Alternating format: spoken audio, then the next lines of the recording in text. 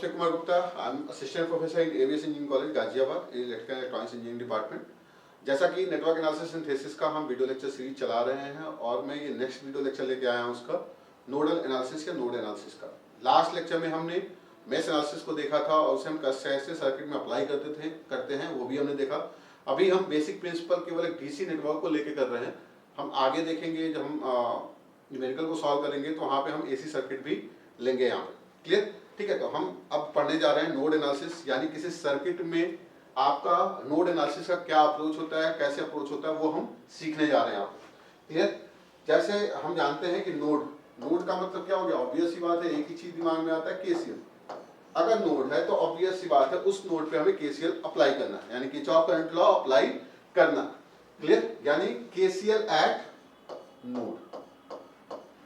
और ये क्या होता है, algebraic sum of current at any node equal to 0। जैसे एक सिंपल सा सर्किट लिया हमने ताकि इसमें हम आसानी से समझ सके कैसे हम चीजों को रिकॉग्नाइज करते हैं। ठीक है, तो यहाँ पे क्या है कि अगर आप देखो नोडल एनालिसिस में सबसे पहले ये डिसाइड करना कि आपके नोड्स क्या क्या हैं। क्लियर? जो भी नोड्स होंगे पहले वो नोड आप डिसाइड करेंगे, उसके बाद आप हर ब्रांच में करंट का डायरेक्शन आप एज्यूम करेंगे, करंट की वैल्यू एज्यूम करेंगे, उसके बाद आप नोडल एनालिसिस अप्लाई करेंगे। आप करंट का डायरेक्शन कुछ भी ले सकते हैं, वो तो डिसाइड करेगा कि आपका जो आंसर आ रहा है पॉजिटिव आ रहा है, नेगेटिव आ रहा है। अगर पॉजिटिव आ रहा है तो ऑब्वियस सी बात है आपने जो डायरेक्शन चूज किया वो बिल्कुल सही है, अगर नेगेटिव आ रहा है तो डायरेक्शन जस्ट अपोजिट हो जाना। क्लियर? ठीक है, तो यहाँ भी वही चीज है। तो यहाँ पे अगर हम देखें तो एक नोड हमारा यहाँ है, एक नोड हमारा यहाँ है। क्लियर? और ये नोड अगर आप देखो तो ये कॉमन नोड की तरह, ये क्या है, एक शॉर्ट सर्किटेड है। ये सारे क्या है, एक कॉमन नोड है। क्लियर? तो हमें यहाँ पे क्या दिख रहा है, हमारे पास 3 नोड है। क्लियर? हमें क्या दिख रहा है, हमारे पास 3 नोड है। इसको मैंने मान लिया नोड ए, इसको मान लिया नोड बी और इसको मान लिया नोड सी। ये 3 नोड हमारे पास अवेलेबल है। तो इसी नोड पे हमें क्या करना है, अप्लाई करना है केसीएल।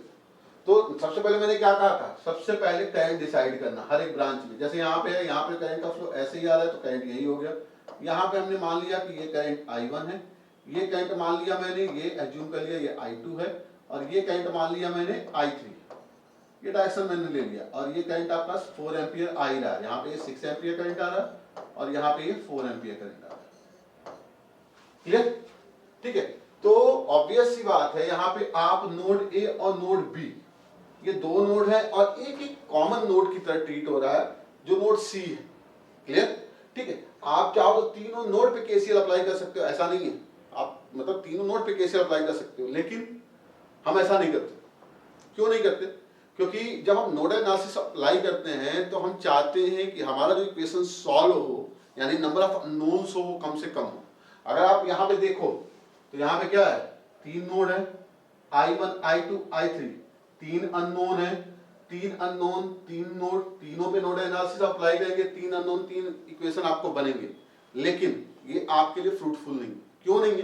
क्योंकि 3 अननोन 3 इक्वेशन को सॉल्व करना इज अ टाइडी टास्क। मतलब आप हालांकि कर सकते हैं मैट्रिक्स के फॉर्म में, आप उसको कर सकते हैं, बट उसके अलावा अगर आपका 2 अननोन 2 इक्वेशन है तो आप उसको इजीली सॉल्व कर सकते हैं। तो हम यहाँ पे क्या करते हैं, हमारा अप्रोच क्या होता है इसको करने का। क्लियर? कभी भी आप जब नोडल एनालिसिस अप्लाई करेंगे तो ये जो कॉमन नोड होता है इसको आप एक रेफरेंस नोड की तरह देखेंगे, यानी आप इसको ग्राउंड कर देंगे। क्लियर? ग्राउंड करने का मतलब क्या हो गया कि इस नोड का जो पोटेंशियल VC है इसकी वैल्यू क्या हो गई, 0।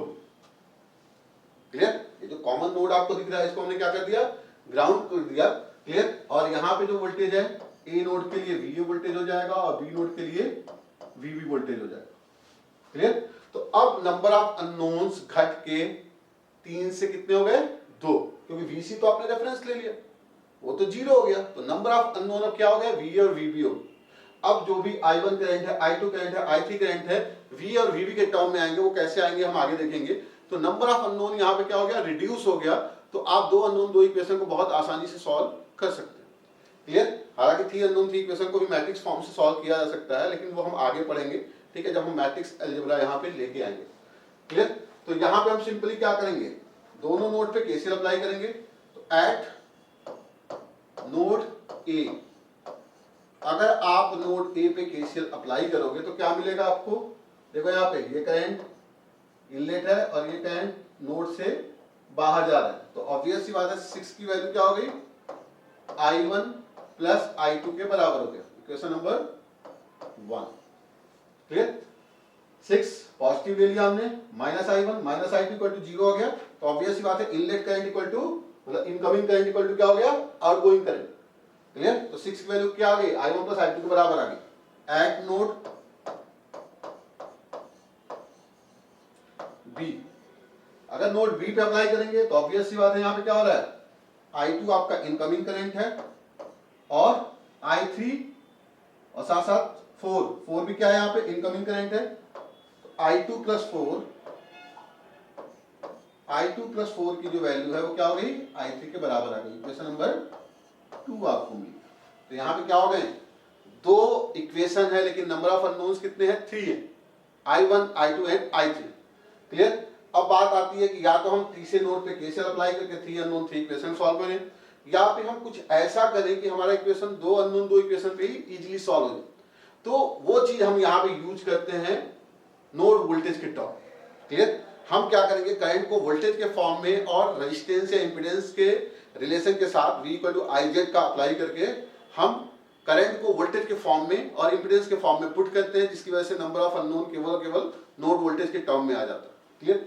तो वो कैसे हम निकालते हैं, तो उसके पीछे का भी लॉजिक है, आप यहाँ पे देख सकते हो। ठीक है। जैसे मान लो ये कोई रेजिस्टेंस है। क्लियर। इस नोड का A है और ये नोड आपका B है, ये रेजिस्टेंस R है। क्लियर। इस नोड का वोल्टेज मैंने माना VA और इस नोड का मैंने वोल्टेज माना VB।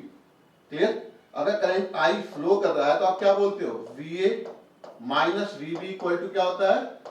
IR के बराबर। यही तो होता है।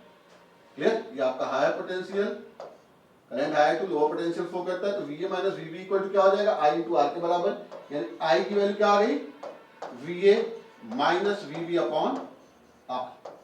तो हम ऐसे इसको कॉन्सेप्चुअली लेके चले, इनिशियल वोल्टेज या क्या हो गया? Initial voltage minus final voltage, यानी करंट जहां से शुरू हो रहा है और करंट जहां पे टर्मिनेट हो रहा है, यानी करंट जहां से शुरू हो रहा है उसको हम इनिशियल वोल्टेज ले लें और करंट जहां पे टर्मिनेट हो रहा है उसको हम फाइनल वोल्टेज ले लें अपॉन बीच का इंपीडेंस। यहां पे हमने रेजिस्टेंस लेके चला है तो रेजिस्टेंस ही ले लेंगे। यानी अगर मुझे I को लिखना है तो मैं I को क्या लिखूंगा? I को लिखूंगा V इनिशियल, यानी जिस नोड से वो स्टार्ट हो रहा है, माइनस V फाइनल, यानी जिस नोड पे जाके करंट टर्मिनेट हो रहा है, अपॉन जो भी बीच का इंपीडेंस या रेजिस्टेंस आ जाए उससे डिवाइड कर देना। यानी जहां से आपका शुरू हो रहा है वो इनिशियल वोल्टेज, उस नोड का पर्टिकुलर वोल्टेज, माइनस जहां पे टर्मिनेट हो रहा है उस नोड का फाइनल वोल्टेज अपॉन बीच में जो भी इंपीडेंस वैल्यू या रेजिस्टेंस वैल्यू आ रही है। क्लियर। ठीक है। तो ये कॉन्सेप्ट हम यूज करेंगे, यानी initial voltage minus final voltage upon बीच का रेजिस्टेंस या इंपीडेंस वैल्यू। क्लियर। तो यहाँ पे अगर हमें निकालना है, देखो यहाँ पे दो अननोन है आपके पास, तो आपके पास VA और VB, VC की वैल्यू तो ऑलरेडी क्या है? ग्राउंडेड कर दिया आपने तो 0 हो गया, एक अननोन अपने आप ही रिड्यूस हो गया। क्लियर। तो आपको I1, I2 और I3 केवल VA और VB के टर्म में आपने रिप्रेजेंट कर दिया, तो आपका क्वेश्चन सॉल्व है, क्योंकि दो अननोन दो इक्वेशन हो जाएंगे। क्लियर। तो हमें क्या करना है? सिंपली I1 को, I2 को और I3 को नोड वोल्टेज के टर्म में लिखना है। चलो लिखते हैं यहाँ पे I1 देखते हैं हम यहाँ पे। I1 के लिए इनिशियल वोल्टेज क्या होगा? VA माइनस फाइनल वोल्टेज क्या है? ग्राउंडेड है, तो ऑब्वियस सी बात है ये 0 वोल्ट है, तो V initial minus V final, यहां से करंट आपका शुरू हो रहा है, यहां पे टर्मिनेट हो रहा है, तो V इनिशियल आपका VA हो गया, VA माइनस 0 अपॉन बीच का रेजिस्टेंस कितना है हमारा? 2, यानी वैल्यू क्या हो गई? VA बाई 2 के बराबर। आपका ये I1 हो गया। सिमिलरली I2, देखो ये आपका I2 करंट है, इनिशियल वोल्टेज VA, टर्मिनेट कहां पे हो रहा है? VB पे, तो इनिशियल माइनस फाइनल, यानी VA माइनस VB अपॉन बीच का इंपीडेंस कितना है? 2 ओम, तो ये क्या हो गया? VA माइनस VB बाई 2 के बराबर। क्लियर। इसी तरह I3 की वैल्यू क्या हो जाएगी? Initial voltage VB minus final voltage 0, तो VB माइनस 0 अपॉन 2। क्लियर। तो इस तरह से हमने क्या देखा? I1, I2 और I3 की वैल्यू VA और VB के टर्म में हमने निकाल लिया, यानी केवल दो अननोन के टर्म में निकाल लिया। तो दो अननोन दो इक्वेशन, आप इजीली इसको सॉल्व कर सकते हैं। चलो वैल्यू पुट करते हैं। यहाँ पे हमारा क्या आया था? पहला इक्वेशन आया था I1 plus I2 equal to 6। ये हमने केसीएल लगाया था तो हमें ये मिला था पहला इक्वेशन। अब हम क्या करेंगे, यहाँ पे I1 की value in terms of VA VB put करेंगे तो क्या आया था, ये VA माइनस 0/2 यानी VA बाई 2 प्लस I2 की वैल्यू क्या आई थी, VA minus VB/2 equal to 6। तो ये क्या आ गया, इसको सॉल्व करिए, 2VA minus VB equal to 12, equation number 3 ले लिया। क्लियर। इसी तरह आपका दूसरा इक्वेशन क्या था, दूसरा इक्वेशन आया था आपका I2 plus 4 equal to I3। Clear. I2 plus 4 equal to I3, value put करते हैं। I2 वैल्यू क्या है आपकी, VA minus VB/2 plus 4, I3 की वैल्यू कितनी है आपकी, VB/2।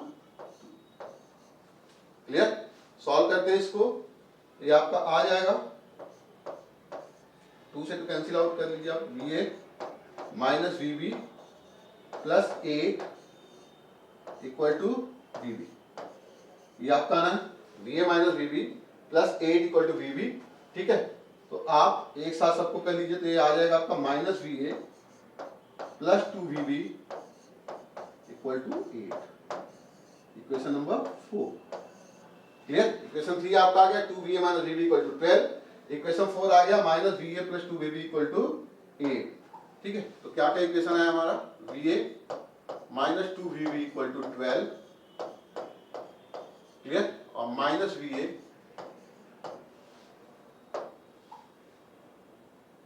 VA plus 2VB equal to 8। Clear, sorry ये 2VA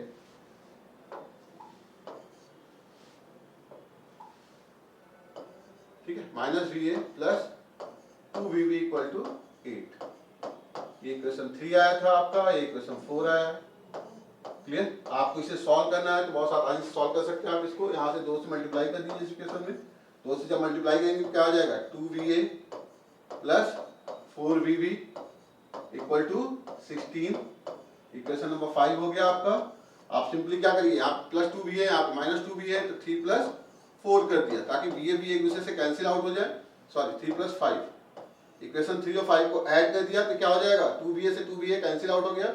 यहाँ पे क्या आ गया, 3VB minus VB plus 4VB क्या आ जाएगा, 3VB इक्वल टू 28। यहाँ से आपका निकल के आया VB की वैल्यू 28/3 वोल्ट। VB आपको 28/3 वोल्ट मिल गया। आप VA की वैल्यू निकालनी है, वैल्यू पुट कर दीजिए, इसी में भी रख दीजिए आप 2VA minus VB equal to 28/3, clear, equal to 12। ठीक है, ये आपका आ जाएगा VA इक्वल टू 6 प्लस 14/3। ठीक है, 2 से 2 कैंसिल आउट हो गया, 14/3 एंड 6 प्लस 14/3 यानी ये आ गया 22/32/3। तो VA आपका हो गया 32/3 और VB आपका हो गया 28/3। तो यहाँ से हमें क्या निकालना था, I1 की वैल्यू। तो I1 की वैल्यू हमारी कितनी थी, VA/2 के बराबर। तो IN की वैल्यू पुट कर दीजिए, ये आ जाएगा आपका VA/2 यानी कितना आ जाएगा, ये 16/3 एम्पियर। ये आपका I1 आ गया। क्लियर। सिमिलरली I2 की वैल्यू क्या आ जाएगी, VA माइनस VB/2। ठीक है, तो I2 की वैल्यू क्या आ जानी है यहाँ पे, 4/3/2 यानी 2/3 एम्पियर। और नेक्स्ट क्या था आपका I3। तो I3 की वैल्यू भी क्या आ जानी है आपकी, VB/2, क्लियर, और VB की वैल्यू हमारी कितनी निकल के आई थी, 28/3 यानी क्या आ जाएगा 14/3। क्लियर। तो चीजें बहुत आसान है, बहुत ही क्लियर कट चीजें हैं। ठीक है, इसमें मेरे ख्याल से कोई डाउट नहीं होना चाहिए। मेन क्या था, ये समझना कि केसीएल तो हम अप्लाई करते ही करते हैं, नंबर ऑफ अननोन घटाने के लिए आप एक ग्राउंड नोड लेते हैं, जिसकी वजह से आपको एडवांटेज ये होता है कि नंबर ऑफ अननोन आपका रिड्यूस होके एक अननोन कम हो जाता है। अगर हम वोल्टेज के टर्म में करंट को रिलेट कर लेते हैं तो हम आसानी से एक अननोन कम कर दिए, जहां पे हमें 3 अननोन 3 इक्वेशन सॉल्व करना था, अब हमें क्या करना है, सिंपली 2 अननोन 2 इक्वेशन सॉल्व करने हैं। बाकी वैल्यूज हम I1 I2 I3 की वैल्यू V और VB वैल्यू पुट करके हम कैलकुलेट कर लेते हैं। ठीक है, तो मेरे ख्याल से आपको क्लियर हुआ होगा कैसे आपको नोड एनालिसिस अप्रोच में लाना है। ठीक है। नेक्स्ट लेक्चर में हम सुपर मेष और सुपर नोड के बारे में डिस्कस करेंगे और देखेंगे कि हम क्यों सुपर मेष और सुपर नोड यूज करते हैं और कैसे यूज करते हैं, लॉजिकल व्यू क्या है उसको यूज करने के पीछे। ठीक है, थैंक यू वेरी मच।